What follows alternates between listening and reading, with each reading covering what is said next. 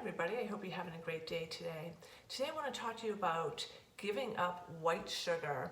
It sounds like a great idea, right? But not as easy as it is. So I actually started this back in 2018, trying to give up white sugar. If any of you have read my bio, you know that I definitely was addicted to sweets, cakes, cookies, all that lovely stuff. And it was definitely the sugar that kept me going. And why did it keep me going?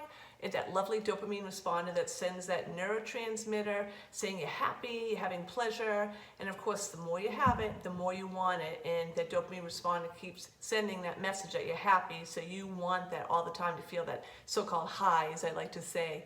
But I tried in 2018 to give it up, and I did great for like 4 months. Then I ended up injuring myself, and after my injury, I ended up eating sweets again. I had some cookies, and I'm like, oh, a piece of cake will be okay, and that just got me back again in my bad habit of eating lots of junk filled with that lovely, highly processed white sugar. So I want to talk to you today about giving you tips on how to be able to give up white sugar. So number one, it has been over a year.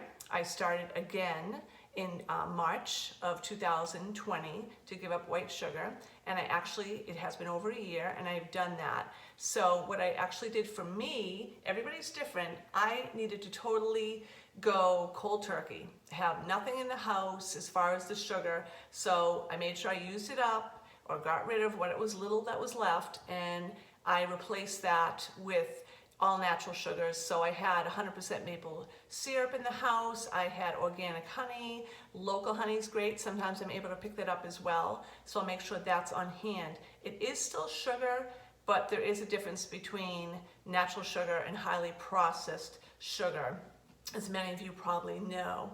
So for tips that I would like to give to you, if you're looking to do that, and you need to determine on your body, are you something that needs to go cold turkey? Do you need to do this slowly? So determine what's going to work best for you, first of all. So again, I'm going to give you my idea of what I did. I went, like I said, cold turkey, got it all out of the house. So I only use now honey and the maple syrup when I bake. And again, I rarely bake now because again, the sweets are there, I'm gonna eat them, it's gonna keep triggering that dopamine responder, and I'm gonna keep having those cravings for that. So there are many types of different natural sugars you can use. You could use date sugar, coconut sugar, stevia, as I've said, the honey, the maple syrup, molasses, is all different natural sugars that you can use that are much better substitute. But again, make sure you do limit that because it's still sugar. So that's one thing. And why do we crave this? Why do we want sugar? It could be emotions, you could be unhappy, you could be stressed, you could be lacking something as far as nutrients go. Maybe you're lacking water, you're bored. I know a lot of times at nighttime if I'm sitting down, a lot of it's boredom. So I always make sure I have a glass of water next to me at all times, or you can have herbal tea or something like that as well, which works out great as a replacement. Another thing to kind of take your mind off of that is start something new. If many of you have seen maybe my video before, and I started doing language, so I've learned German. You could do crossword puzzles. You could start getting into doing arts, crafts, whatever it is, but something to take your mind off of those, that trigger that you want and crave that sugar. So those are my tips for giving up sugar. I hope you have a great day and take care.